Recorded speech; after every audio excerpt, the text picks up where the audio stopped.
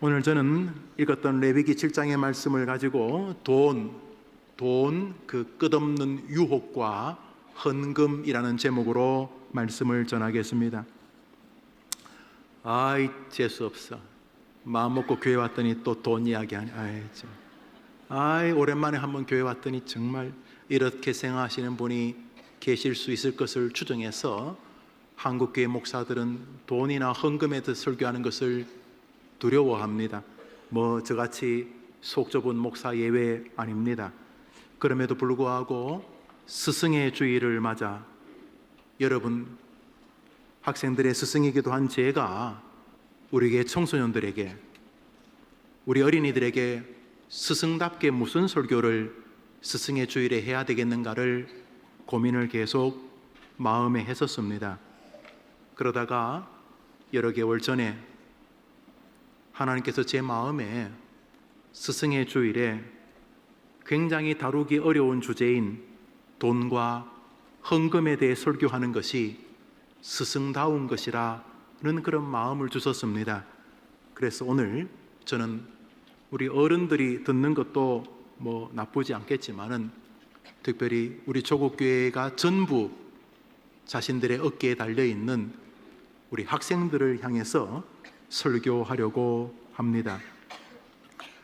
여러분들이 여러분의 부모나 여러분의 할아버지 할머니 나이가 되어질 때쯤 여러분 삶 속에서 가정에서 사회생활에서 돈으로 인해서 갈등과 번민 그런 고통을 겪거나 혹은 그 즈음에 교회 생활을 하면서 헌금 때문에 마음에 시험이 들거나 상처를 받을 가능성이 아주 높은 미래가 여러분을 기다리고 있습니다.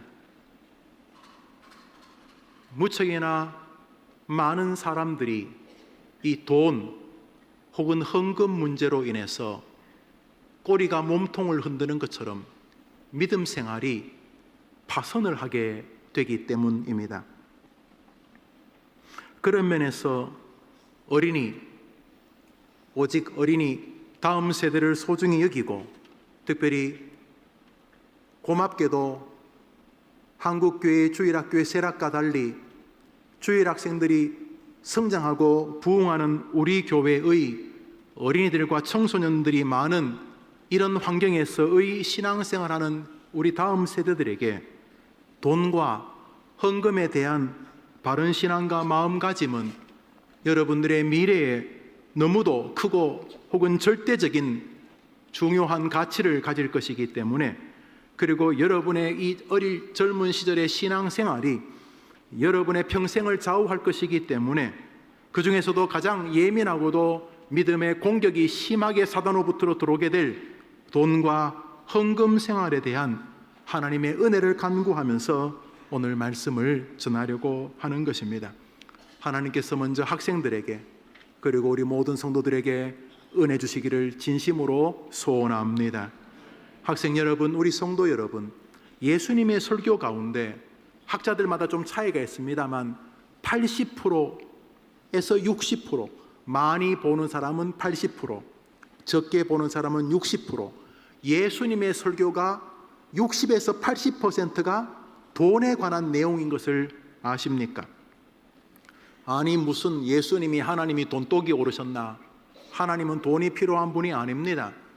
하나님은 은행 통장이나 예금 계좌가 필요한 분이 아닙니다. 모든 것이 당신의 것이지 않습니까? 우리들이 가진 돈이 몇 천억, 몇 백조라 셀 수 없는 불가사의한 돈을 가진다 할지라도 하나님에게는 거지의 깡통 안에 있는 정도이겠지요. 그럼에도 불구하고 왜 그렇게 이 땅에 오신 하나님이신 예수님은 설교의 태반을 돈에 관해서 하신 것입니까? 그것은 하나님께서 우리의 마음을 경배로 원하시기 때문인 것입니다. 누가복음 12장을 읽읍시다. 누가복음 12장입니다. 시작. 누가복음 12장은 돈 이야기 하시다가 예수님 말씀입니다. 너희 보물, 너희 돈 있는 곳에 너희 마음 있는 거 내가 안다. 너 나 하나님이라고 경배하지?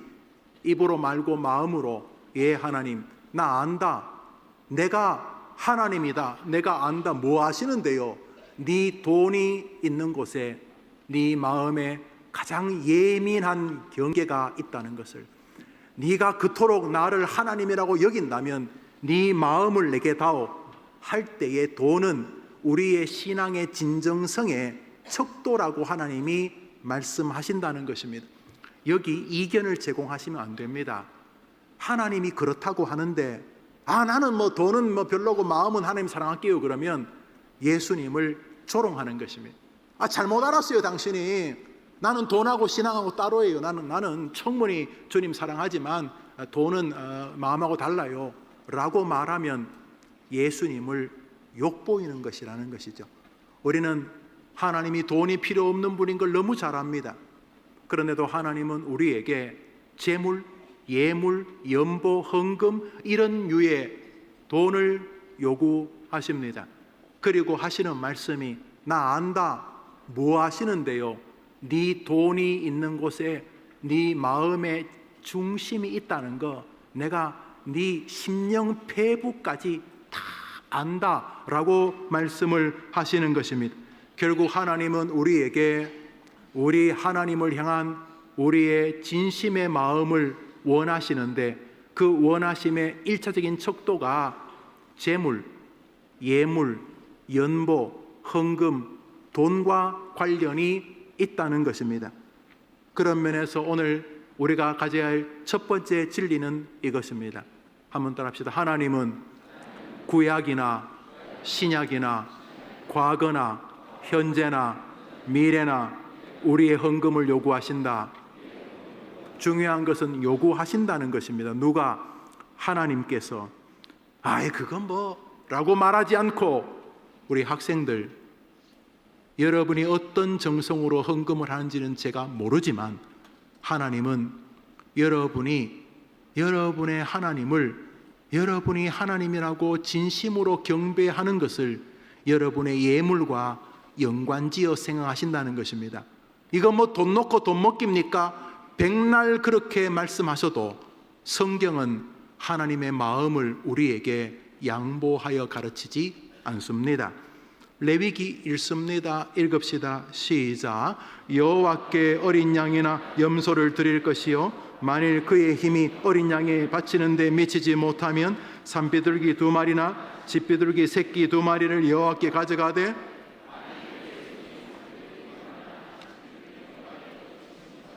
고운 가루 10분의 하나님께서 구약 시절에 너가 내게 오면은 예물, 양이나 염소나 뭐 가지고 오라는 거예요. 양, 염소가 지금도 값싼 돈 아닙니다. 이 시대 양, 염소는 뭐 정말 큰 돈이었을 겁니다. 가지고 오라는 거죠. 그런데 뭐 부자들이야 양이 뭐 1000마리, 10,000마리 뭐 있은 사람이야 뭐 하나님께 기쁘게 랄랄라 부르며 가겠지만 없는데 양 한 마리 잡으려면 뭐 정말 무슨 장례식이나 나야 한 마리 잡을까 말까 하는 그런 집에 양이 어디 있어요? 돈이 없는데. 그러면 하나님이 뭐라고 하셨냐? 그 만일 그의 힘이 미치지 못하면, 이 말은 쉽게 말하면 돈 없으면 이런 말입니다. 양이나 염소를 드리되 만일 그의 힘이 어린 양을 바치는데 미치지 못, 돈이 없으면 그러면 비둘기 2마리, 산비둘기 2마리나 집비둘기 2마리 새끼. 뭐 비둘기는 양이나 뭐 염소에 비하면 싼 거죠. 가져오라 그랬어요. 굉장히 하나님이 디스카운트 해주신 거죠.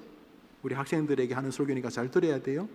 돈이 없는데 어떡해요? 옆집은 아버지가 부자여서 막 벤츠 3대씩 묶고 타고 다니고, 우리 뭐 2발 자전거 2발로 걸어 다니고, 우리 돈 없어요. 돈 없는데 없어요. 어떡하라고? 누구는 건축원금하는데 막 많이 내는데 우리 없는데 어떡하라고? 근데 하나님 없냐? 없으면 하지 마라 안 그러고 집비둘기 2마리라도 가져오라 그랬어요. 근데 집비둘기도 없어요. 돈이 없어요. 어제 저녁 굶었어. 오늘 돈이 없어가지고. 그러면 이제 주님께서 만일 그의 손이 비둘기 2마리에도 미치지 못하면, 그 돈도 없으면, 이제 우리 이쯤 되면 우리는 어떡합니까? 여러분 어떡할 거예요? 그냥 와라. 이 자식 돈 좀 벌지. 그냥 와라. 라고 할 줄 알았지. 그러면 어제 저녁에 먹으려고 갈아 놓았던 밀가루 있지. 예. 밀가루, 그 수제비 물 많이 퍼가지고 뭐 수제비 국그릇에 한두 개밖에 담길 수 없을 만큼 그 누런 수제비 끓여 먹으려고 하는데, 그 수제비 만들 그 밀가루, 그것도 10분의 1이라도 가지고 와서 내게 드려라. 아니 무슨 하나님이 돈독이 올랐나? 여러분, 하나님이 우리에게 예물을, 재물을 가져오라고 말씀하시는데 느낌이 오십니까? 여기 타협의 존재가 없습니다. 험한 잡동사니 말을 해도 하나님은 하나님을 향한 예물을 원하십니다. 지금 여러분이 헌금하신 것과 같은 것입니다. 그거 구약에는 뭐 제물을 드렸잖아요. 예, 그렇게 말할 수 있습니다. 예수님의 말씀 신약 성경입니다. 누가복음 읽읍시다. 시작. 화 있을진저 너희 바리새인이여, 너희가 박하와 우냥과 모든 채소와 11조는 드리되 공의와 하나님께 대한 사랑은 버리는도다. 그러나 이것도 행하고, 바리새인들 일명 잘난 사람들이겠죠. 잘난 사람들, 학위도 있고 벼슬도 있고 회사에서 높은 자리, 이런 사람들, 그 시대 기독권자들은 11조 내도 어마어마하니까 자유롭게 냈어요. 근데 주님께서 뭐라고 하셨냐면, 예수님이 너희들이 돈만 낸다. 돈만. 너희들은 돈만 내고 네 마음은 어떤, 내가 원하는 게 네 마음인데, 네 돈이 있는 곳에 내가 원하는 게 돈이 아니고 네 마음인데, 너는 돈은 잘 내는데 돈 많으니까 네 돈은 잘 내는데 너는 마음이 없다. 이렇게 말하면 내지 마라 그래야 되는데, 주님이 이것도 하고 저것도 하지 버리지 말라는 말은 헌금을 부정하지 충분히 부정하면 에이 더러운 돈 이렇게 말씀하실 만한데, 헌금의 사상에 주님은 상처를 주지 않으셨습니다. 그런 면에서 헌금을 하는 일에 대해서는 이견을 가질 수는 없어야 하는 것입니다. 고린도후서 9장은 바울의 말입니다. 읽어보겠습니다. 시작.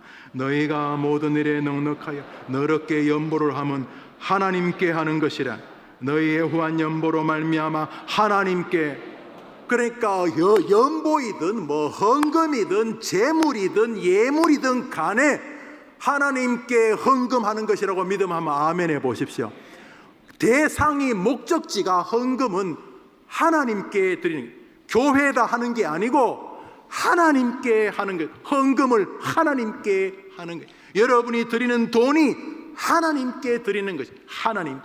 그런 면에서 오늘 본문은 구약 성경이든 신약 성경이든 오늘이든 내일이든 하나님은 우리의 재물을, 예물을, 연보를, 헌금을 하나님께 드리라고 명하신다라는 것은 명제인 것입니다. 그것은 예수님을 믿어야 구원받는다는 것이 성경의 명제이기 때문에 다른 어떤 것을 믿어도 구원에 이룰 수 없는 것처럼, 왜? 주 예수만이 구원자, 내가 곧 길이고 진리고 생명이니 나 예수로 말미암지 않고는 하나님 곁에 올 수 없다고 하셨기 때문에, 천하 만민에게 구원 얻을 예수 이름 외에 다른 이름을 주신 적이 없다고 하셨기 때문에, 그 말씀 때문에 우리가 예수님을 믿어야지만 되는 것처럼 하나님은 우리에게 예물을 가지고 오라, 그래서 내가 너의 하나님인 것을 증명하라 라고 말씀하셨기 때문에, 오늘 이후로 우리 청소년들은 헌금하는 문제에 대한 근원에 대해서 고민과 갈등은 끝이 나야 합니다. 누가 뭐래도 나는 하나님께 헌금 드리고, 심지어 내 삶 전체가 하나님께 드리는 예물이란 마음을 가지고 헌금과 물질 생활이 하나님을 향해 있는 여러분의 여정 꼭 되어져야 할 것입니다. 오늘 이후로 하나님께 헌금하는 것에 대해서는 여러분이 어떤 이견도 가질 이유가 없고, 그리스도인이면 가져서도 안 되는 것입니다. 여러분이 헌금하는 것은 교회를 운영하자고 하는 것도 아니고 목사를 배불리게 하자는 것도 아닙니다. 헌금을 하는 유일한 이유는 하나님이 성경에 명령하심으로 거기에 우리의 경배가 있다고 요청하시기 때문인 것입니다. 그러므로 헌금하는 것 때문에 아파하시면 안 됩니다. 목사님, 동의합니다. 저는 헌금하는 것 때문에 마음 아프지는 못합니다. 더 못 드려서 아플지는 몰라도. 그런데 문제는 헌금의 사용 때문에 제 마음이 안 좋습니다.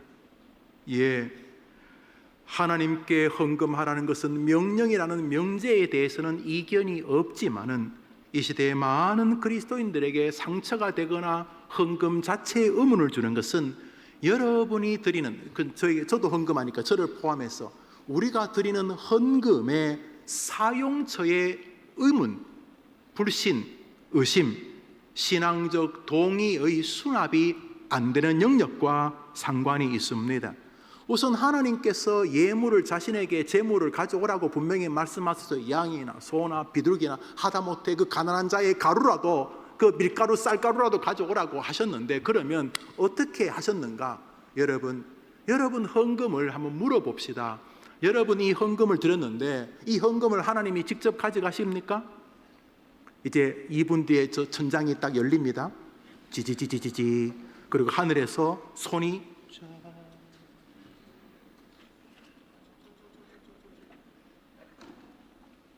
만일 하나님께서 헌금이나 재물을 그렇게 하늘에서 가져갔으면 여러분 다음 주에 헌금 제대로 할 거예요, 안 할 거예요?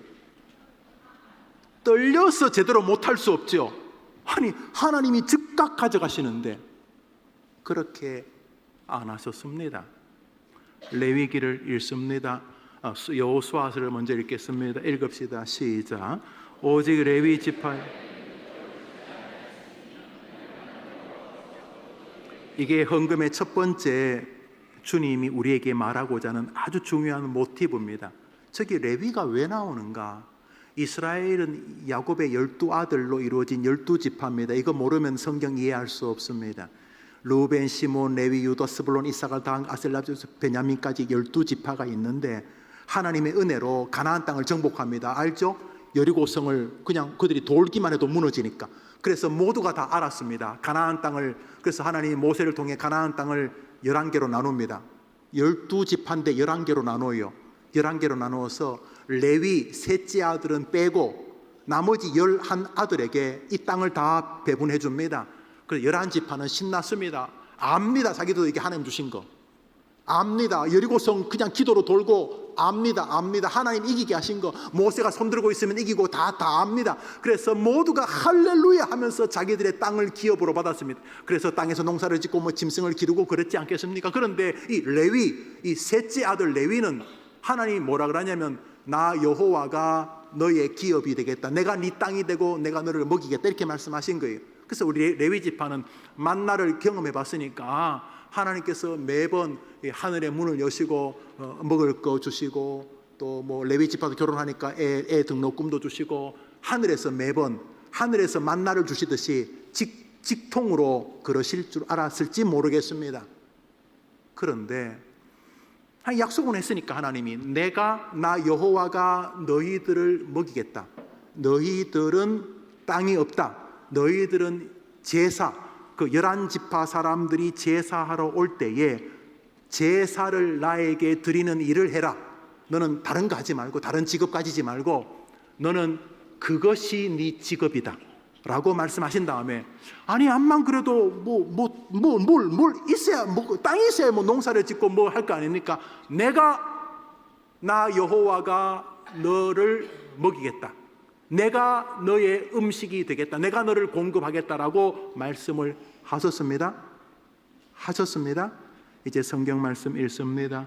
레위기 7장 오늘 본문이죠. 읽읍시다. 시작. 그 기름은 제단 위에서 불사를 것이며 가슴은 아론과 그의 자손에게 돌릴 것입니다.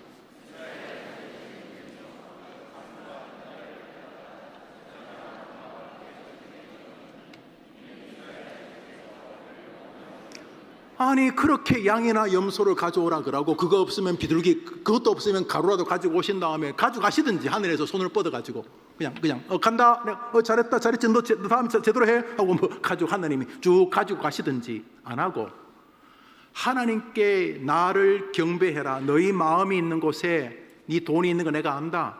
그러면서 헌금을, 제물을 요구하신 다음에 그 제물을 가지고 아까 말했던 레위 지파한테 가서 너희들이 제물을 먹으라. 아니 하나님이 주신다면서요. 하나님이 딴 뭐 형들에게는 다 기업을 땅을 주고 우리는 안 주면서 하나님이 먹인다면서요. 아니 이거 하나님 먹입니까? 저 사람들이 헌금한 건데. 그게 내가 먹이는 거다 라고 말씀을 하신 것입니다. 하나님께서 먹이시겠다고 하시면서 이스라엘 백성들이 드린 제물로, 예물로 그 예배를 주관하는 이들을 먹이신 것입니다. 그리고는 생색을 내십니다. 나 여호와가 너의 기업이다. 그러니까 그때 제사장들이 뭘 먹으면서 성도들이 제물로 가져온 걸 아는데 하나님은 계속 옆에서 내가 줬다? 내가 너 기업이다? 라고 말씀을 하셨다는 것입니다. 우선 구약 시절의 제물, 예물, 성경에는 거리가 멀면 그걸 돈으로 바꿔 드려야 할 게 뭐 돈을 포함해서 첫 번째 하나님께 드린 제물의 사용처가 예배 제사를 집도하는 그 부류의 사람들, 레위인들, 제사장들이었다라고 성경은 말합니다. 가져가시지 직접 하나님께서 제사를 집도하는 이들, 예배를 주관해서 다른 직업을 가지고 있지 않아 삶을 경하기 어려운 자들에게 당신에게 드린 헌금으로 먹이시고 그리고는 내가 먹였다라고 말씀하시고 그들은 하나님이 자기가 먹인다고, 하나님께서 자신들을 먹인다고 믿고 살기를 원하시는 것을 보게 됩니다. 신약 성경 빌립보서를 읽습니다. 읽읍시다. 시작. 에바브로디도 편에 너희가 준 것을 받았으므로 내가 풍족하니 이는 받으실 만한 향기로운 제물이요 하나님을 빌립보 교회가 사도 바울에게 헌금을 모아서 전해줍니다. 바울이 지금 감옥에 갇혀 있습니다. 그걸 받고는 바울이 뭐라고 그러냐면 너희들이 보낸 이것이 하나님께서 받으실 만한 향기로운 제물이다 이렇게 말합니다. 빌립보 교회도 어려웠겠지만 빌립보 교회 성도들이 모아준 헌금을 받고는 너무너무 기뻐하면서 이게 하나님께 드리는 제물이다 이렇게 말합니다. 그런데 하나님이 자식이 그러지 않고 성경이 되게 하셨습니다. 그 사도 바울의 머릿속에도 성도들의 헌금으로 사역자인 자신의 삶이 살아가는 것이 하나님이 주시는 것이라는 믿음을 가지고 있었다, 이런 의미가 됩니다. 그런 면에서 여러분이 드리는 헌금으로 교회에서 사역에 전심하는, 전력하는, 전무하는 자들의 생활을 영위케 하는 것은 여러분이 헌금을 아주 바르게 드린 것입니다.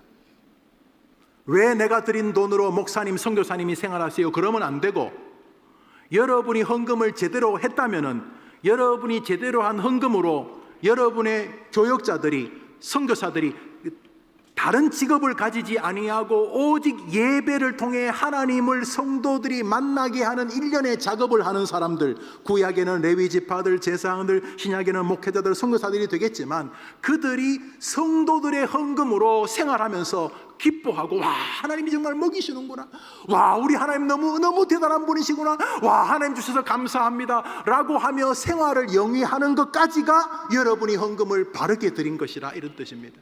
여러분은 감시해야 돼요. 여러분의 목사가 여러분의 헌금을 통해 행복하고 감격스럽게 하나님 정말 너무 기쁘신 분이구나 라고 하며 목회하고 있는지를 감시해야 여러분이 제대로 헌금을 하신 것입니다. 목사가 막 찌들어 살고 가난하다는 뜻이 아니라 이렇게 뭔가 하나님 죽었나 이러면 살면은 죄송하지만 헌금을 아직 제대로 안 드린 거예요.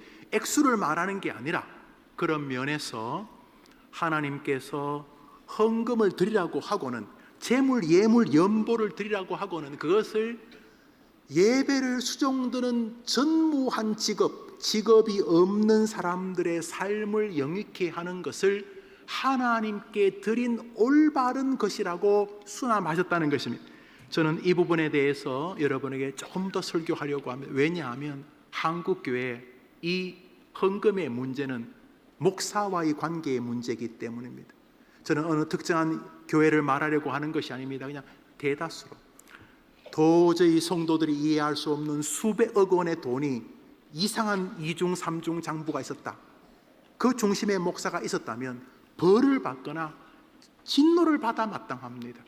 그런 모든 불신이 쌓여서 이 시대 헌금의 문제는 하나님께 드린다는 개념은 맞지만은 교회의 중심에 있는 목사들이 큰 범죄를 저질렀기 때문에 신뢰가 무너져 버린 것입니다. 그러나 그럼에도 불구하고 성경의 원리에는 변함이 없는 것입니다.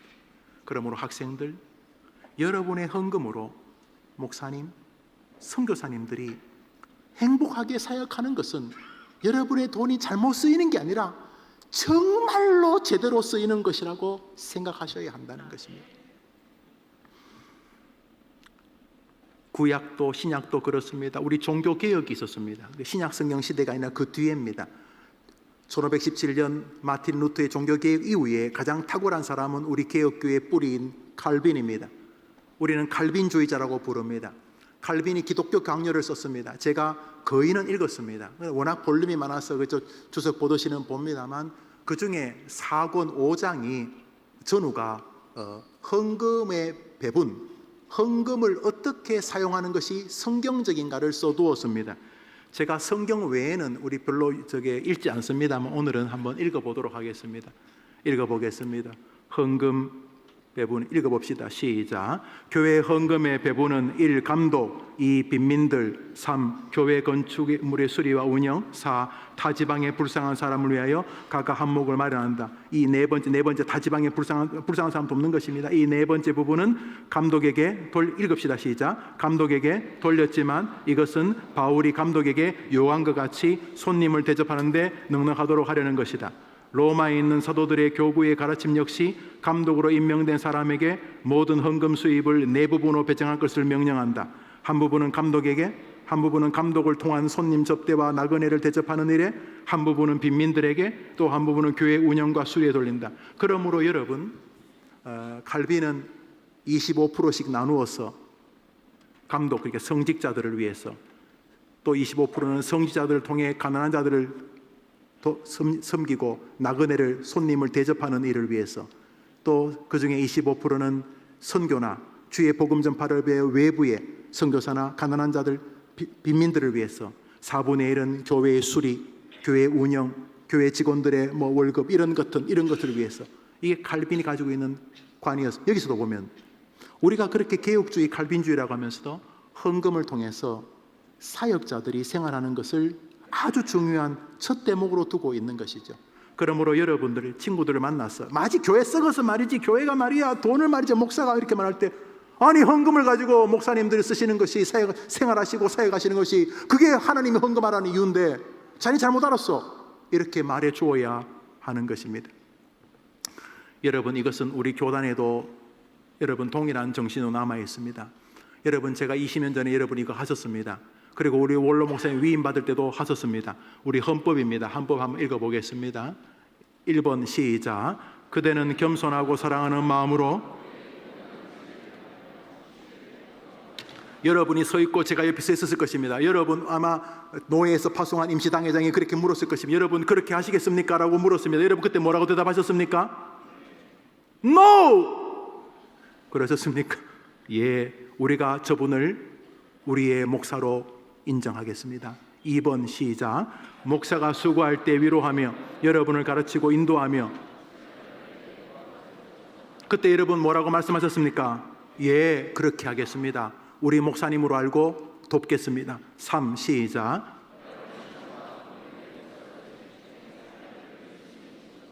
목사에게 안위가 되도록 모든 요긴한 일에 돈 이야기입니다. 돈.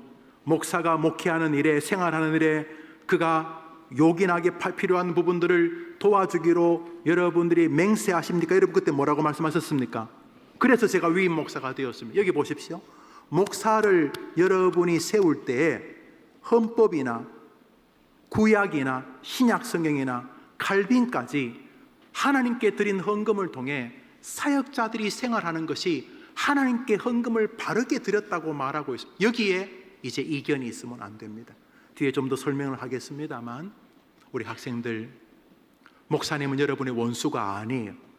부정부패의 화신도 아니고, 목사님은 또 선교사님들은, 다른 직업을 가지지 않고 예배를 집도하는 이들은 하나님이 당신에게 드리는 헌금으로 먹이도록 명령하셨고, 목사와 선교사들은 매달을 살아가면서 아이들을 기르면서 성도들의 헌금을 하나님이 주신 것을 알아 하나님께 감사할 뿐만 아니라, 여러분이 헌금한 것이니까 저는 여러분이 제게 하나님 같은 사람들인 거죠. 그래서 성도들을 귀하게 여기는, 알죠? 여러분도 알고 저도 압니다. 뭘요? 여러분이 드린 헌금으로 목사가 생활하는 것을, 그것을 레위 시절도 알았습니다.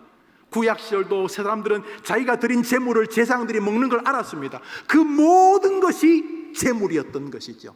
그래서 여러분, 목회자들이 헌금으로 생활하는 것을 불편하게 여기시면 안 됩니다. 우리 목사님이 매달 하나님이 정말 하나님이 김 목사 너의 기업이다. 저기 우리 선교사님 오상희 선교사 내가 너의 기업이다. 이렇게 선교사님들이 느낄 수 있도록 우리가 동력하는 것이 헌금을 바르게 드렸다는 것입니다. 이해될 것 같습니다. 성경적으로. 그러면 모든 헌금을 다 목사님이, 선교사님이 다 써야 되는 것입니까? 아닙니다. 민수기 성경을 읽습니다. 우리 읽읍시다. 자, 신명기 읽습니다. 시작. 너는 마땅히 매년 토지 소산의 11조를 드릴 것이며 너무 멀고 행로가 어려워 가져갈 수 없거든 그것을 돈으로 받고 너희 중에 분깃이나 기업이 없는 레위, 성중에 거류하는 객과 고아와 과부 배부르게 하라.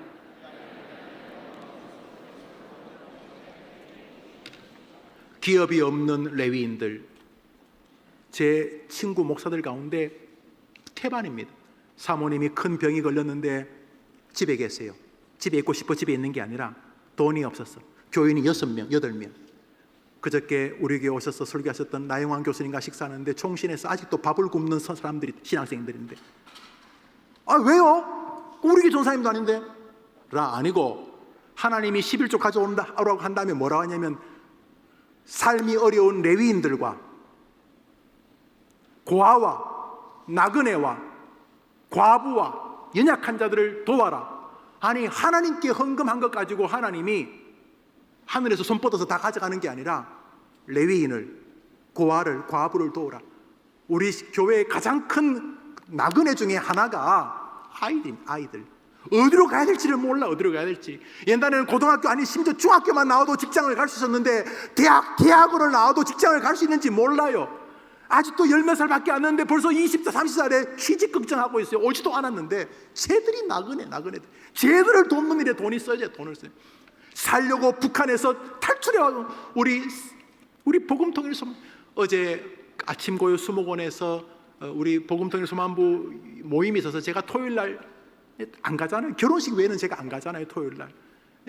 죄송합니다. 돌잔치도 제가 안 가요. 여러분 양해해 주시잖아요. 그런데 제가 2시간 10분 운전해서 홍상은 목사님과 거기 갔다 왔어요. 아침 고요 하나도 안 고요. 아침 법적 수목원. 그런데 100여 명의 우리 가족들이 가슴에 뭉클한 거예요. 그분들을 우리가 돕는 것처럼 보이지만 아니요, 그분들이 우리를 돕는 거예요. 하나님께서 나그네를 대접하는 게 나에게 헌금하는 것이라 그랬으니 우리 교회가 나그네들에게 비빌 언덕이 되기를 바라는 것입니다. 우리 지역의 약한 자들을 우리가 무슨 수로 다 고쳐요, 다 도와요. 그러나 마음은 도와야 돼요.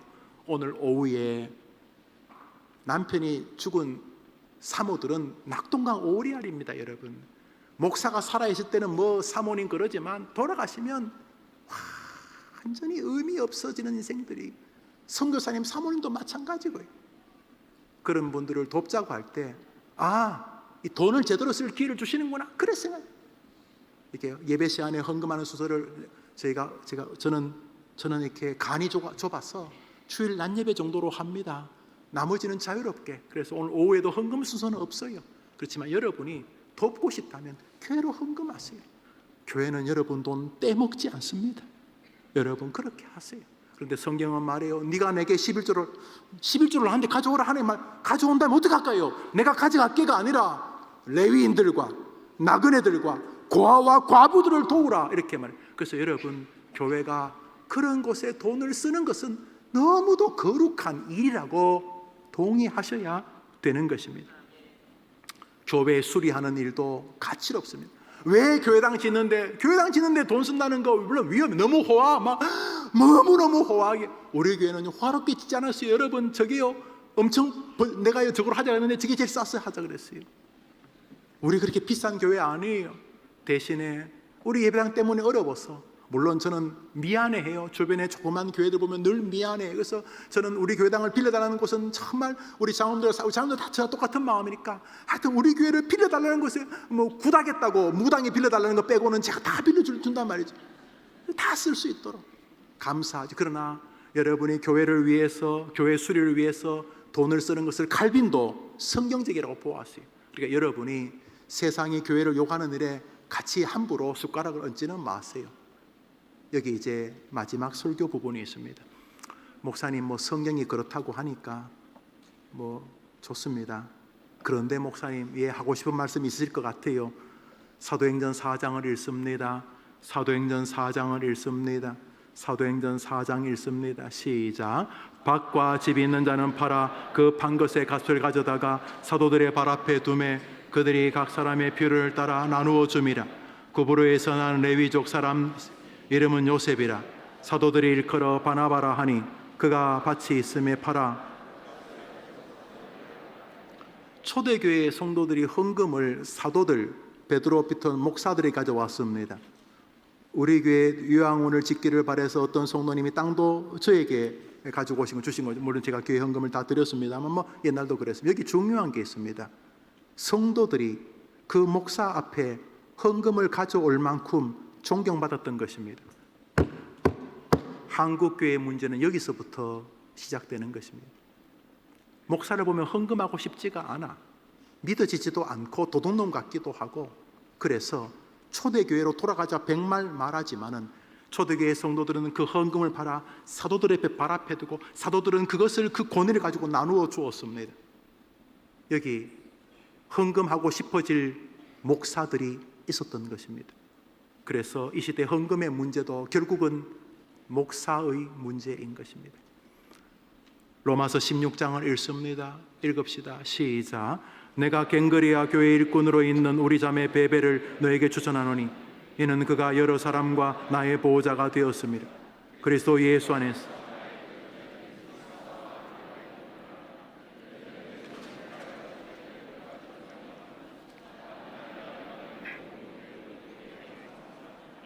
바울 뭐 대단한 사람입니다. 바울 뭐 발바닥만 쫓아가도 저는 그 길을 따르지 않겠습니까? 존경, 꿈에서라도 뵙고 싶은 분이 바울이신데, 그 바울이 목회를 하는 동안 바울이면 뭐 혼자 잘했겠지? 아닙니다. 로마서 16장은 사람 이름으로 끝이 납니다. 거기 처음 등장하는 베베, 그는 나의 보호자였다. 그리고 뒤에 나오는 이 멋진 부부 브루스길라 아굴라 부부, 신학생에게 성경 공부를 가르칠 만한 인물이었으니 대단한 분들이십니다. 브루스길라 아굴라 부부가 저기 잘 보시면 그들은 나 바울의 목숨을 위하여 자기들의 목을 내어놓았다. 뭐 예수님이 주는 걸 순교라고 합니다. 그런데 뭐 목사를 위해 주고요, 목사를 위해. 그러나 초대교회를 느낄 수 있습니다. 초대교회는 그를 위해 죽어도 의미 있겠다고 싶은 목사가 있었던 것입니다. 어떤 면에서 신앙의 돈 문제 역시 목사의 문제인 것입니다. 그런 면에서 오늘 설교는 여러분에게 하는 것이기도 하고 저에게 하는 것이기도 합니다. 말씀을 정리합니다. 우리 해림교회가 나의 전심을 다해 하나님께 예물을 드릴 뿐만 아니라 그 목사를 동력하고 싶어하는 성도들의 교회가 되기를 바랍니다. 이 교회의 목사는 성도들이 자신들의 판 것을 그 목사 앞에 내려놓고 이것을 의미 있게 사용하라고 말할 수 있을 믿음과 신뢰가 있는 목사가 있는 교회가 되기를 바라는 것입니다. 하나님은 우리에게 자신에게 헌금하라고 명령하셨습니다. 조금은 구차해 보입니다. 양, 염소, 없으면 비둘기 새끼, 그것도 없어? 그것도 없다, 그것도 없다. 그러면 오늘 저녁 마지막으로 먹으려는 밀가루 그거라도 가지고 와라. 하나님은 우리에게 당신을 하나님으로 인정하는지를 예물에 발견하려 하십니다. 하나님을 욕하지 마시고 순종하시며 사십시오. 하나님이 부자라고 믿고 하십시오. 그리고 그 예물의 사용 방법에 대해서는 설명한 것으로 가름하겠습니다. 자, 이렇게 말씀이 있음에도 불구하고 그래도 헌금이는 불편해요. 그렇다면 이제 마지막으로 여러분 자신을 한번 돌아보시면 어떻겠습니까? 혹시 온갖 잡동사니의 논리가 있지만은 내 마음에 하나님이냐 돈이냐 자크 엘룰의 책처럼 왜곡된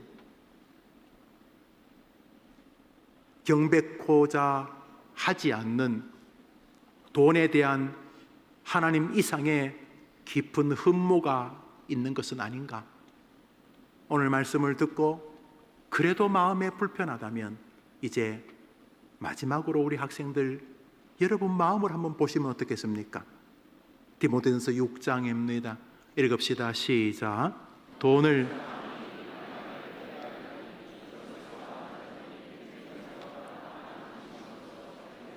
하나님이 헌금을 하는 게 신앙적이라고 그러고 헌금은 이런 식으로 쓰는 게 신앙적이라고 백날 이야기해도 돈은 불편하다면, 그렇다면 성경과 말씀이나 신앙이 잘못된 것이 아니라 돈에 대한 나의 깊은 염무의 뿌리가 실 뿌리처럼 너무 깊이 내 전부를 장악하고 있어서 내 마음이 하나님이 아니라 돈에 완전히 장악되어진 인생인 것은 아닌가?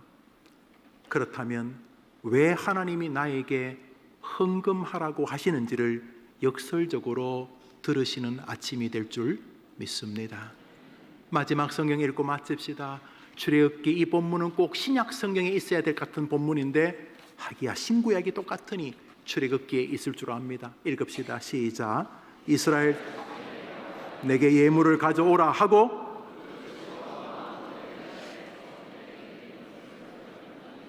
오늘 설교는 저 본문에 다 들어있습니다. 예물을 가져와라.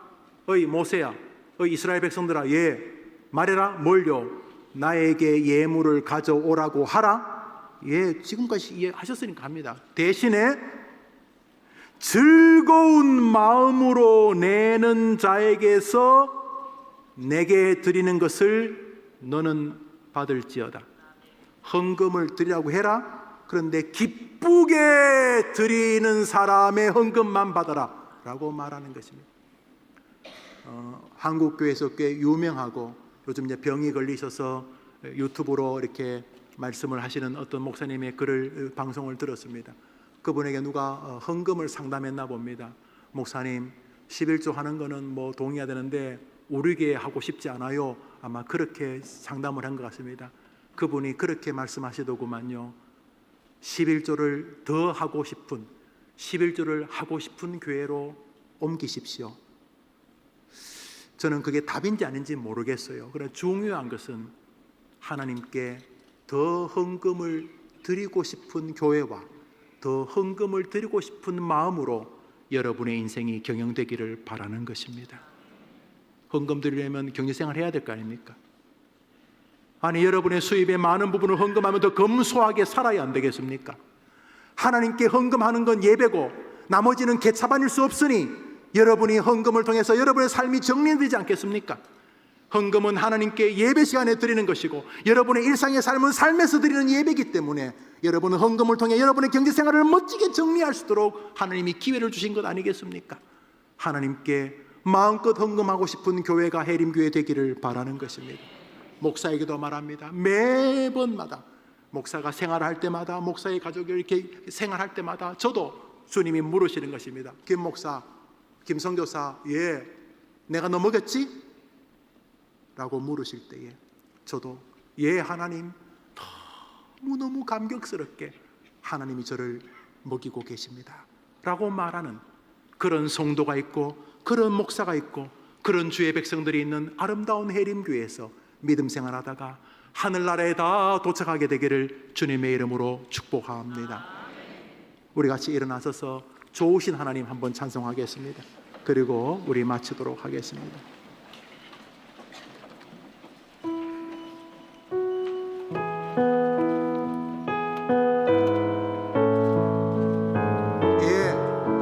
돈만이 아니고 다 당신 겁니다. 당신을 경배하며 살겠습니다.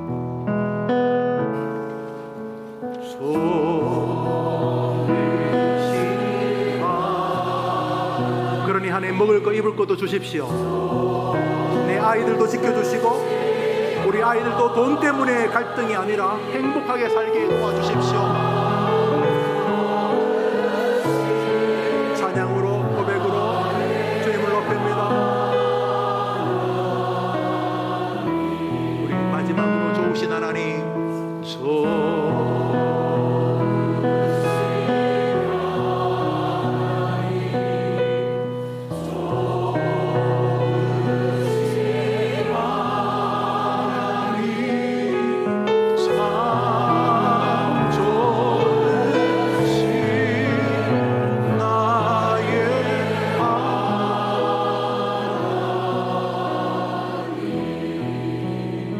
세계 최고의 부자 하나님을 상대하는 사람답게 살아가는 여러분 되기를 주님의 이름으로 축원합니다.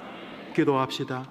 구주 예수님의 은혜와 하나님의 사랑과 성령의 교통하심이 스승의 주의를 맞아서 가장 스승다움이 무엇인가를 상고하는 가운데 뗄 수 없는 인간관계의 중심에 있는 돈, 물질, 헌금의 주제를 같이 상고하면서 하나님께서 주셨으니 하나님께서 원하시는 것은 당연한 것이며 물질, 헌금, 예물, 재물, 연보를 통해 하나님과 더 가까워지며 그를 통해 주의 나라가 번성하며 그를 통해 하나님의 나라가 확장되기를 바라는 해림의 모든 성도들, 특별히 저 학생들, 저들의 믿음 여정과 헌금의 여정과 경제생활 위해 영원토록 함께 있을지어다. 아멘.